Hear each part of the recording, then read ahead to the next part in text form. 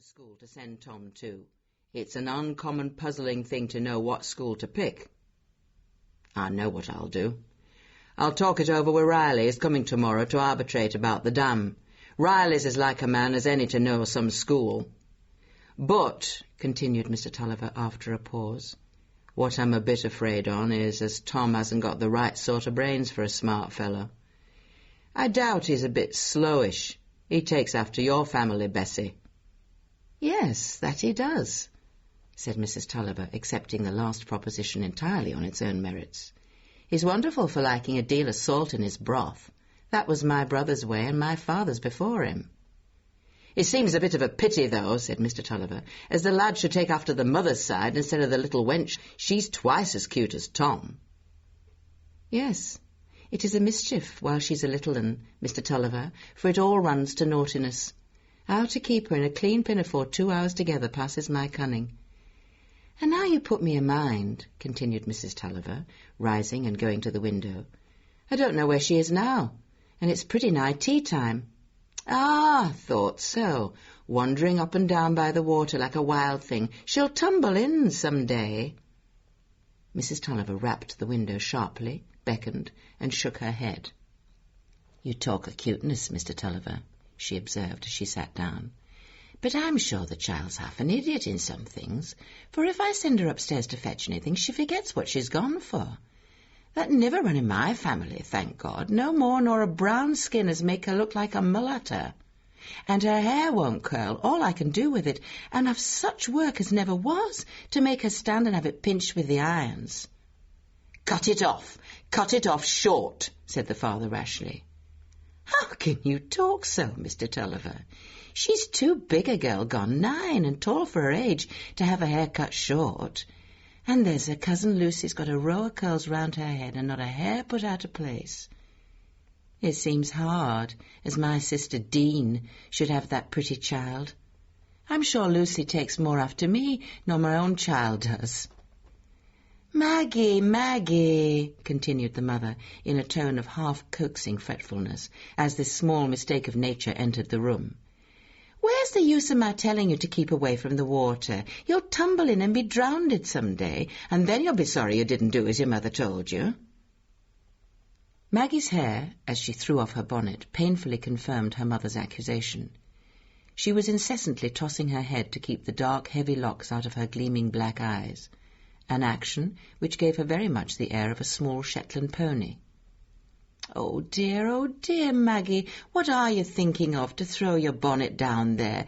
Take it upstairs, there's a good girl, and let your hair be brushed, and put your other pinafore on, and change your shoes, do, for shame, and come and go on with your patchwork like a little lady. Oh, Mother, said Maggie in a vehemently cross tone, I don't want to do my patchwork. What? Not your pretty patchwork to make a counterpane for your Aunt Glegg? It's foolish work, said Maggie with a toss of her mane, tearing things to pieces to sew 'em together again, and I don't want to do anything for my Aunt Glegg. I don't like her. Exit Maggie, dragging her bonnet by the string, while Mr. Tulliver laughs audibly. I wonder at you as you'll laugh at her, Mr. Tulliver, said the mother with lymphatic fretfulness in her tone. You encourage her in naughtiness, and her aunts will have it as it's me spoils her. It was a heavy disappointment to Maggie that she was not allowed to go with her father in the gig when he went to fetch Tom home from the academy. But the morning was too wet, Mrs. Tulliver said, for a little girl to go out in her best bonnet.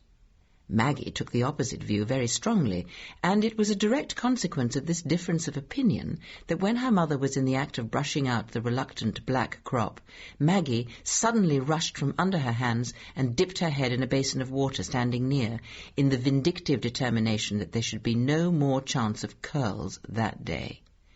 Maggie, exclaimed Mrs. Tulliver, sitting stout and helpless with the brushes on her lap. What is to become of you if you're so naughty? Folks'll think it's a judgment on me as I've got such a child. They'll think I've done somewhat wicked. Before this remonstrance was finished, Maggie was already out of hearing, making her way towards the great attic that ran under the old high-pitched roof. This attic was Maggie's favourite retreat on a wet day. when the weather was not too cold. Here she fretted out all her ill humours, and here she kept a fetish which she punished for all her misfortunes.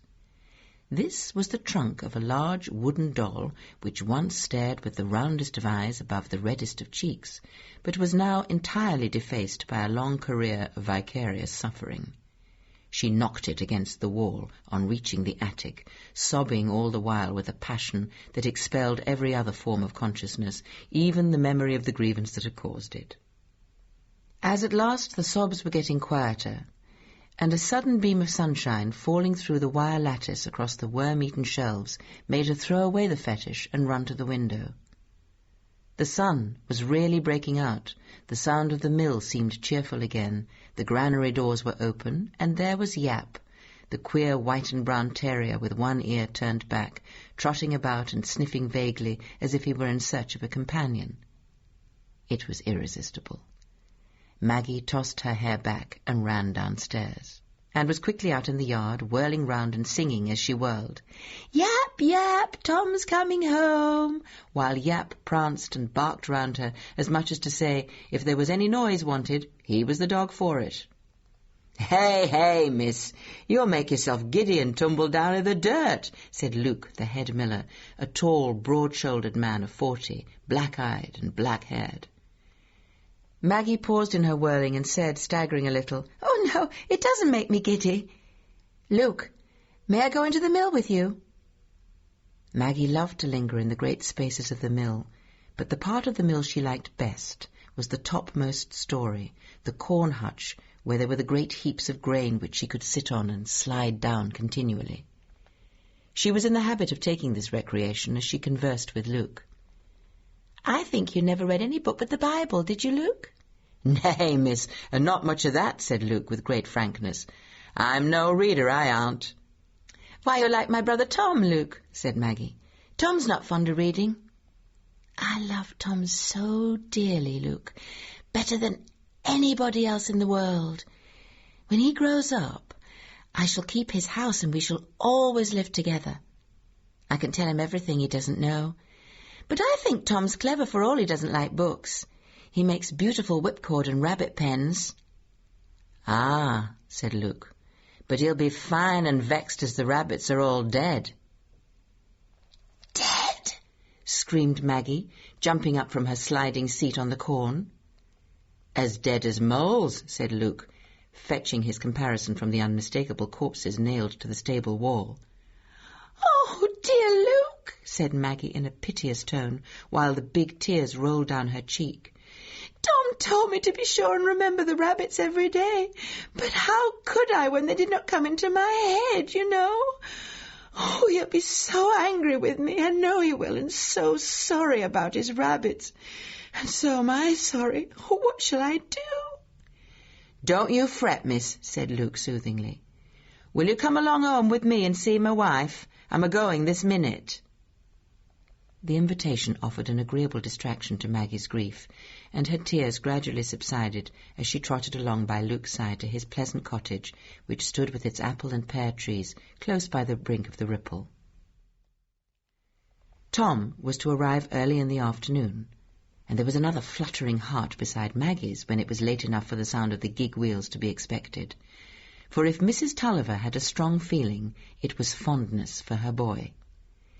Maggie jumped first on one leg and then on the other, while Tom descended from the gig and said, with masculine reticence as to the tender emotions, "Hello." "Yap, what, are you there?" Nevertheless, he submitted to be kissed willingly enough, though Maggie hung on his neck in rather a strangling fashion. He was one of those lads that grow everywhere in England, and, at 12 or 13 years of age, look as much alike as goslings. "Maggie," said Tom confidentially, as soon as his mother was gone out to examine his box, and the warm parlour had taken off the chill he had felt from the long drive, "you don't know what I've got in my pockets." He drew something half out of his pocket. "What is it?" said Maggie in a whisper. "I can see nothing but a bit of yellow." "Why, it's a new fish line. 2 new ones, one for you, Maggie, all to yourself." Maggie's answer was to throw her arms around Tom's neck and hug him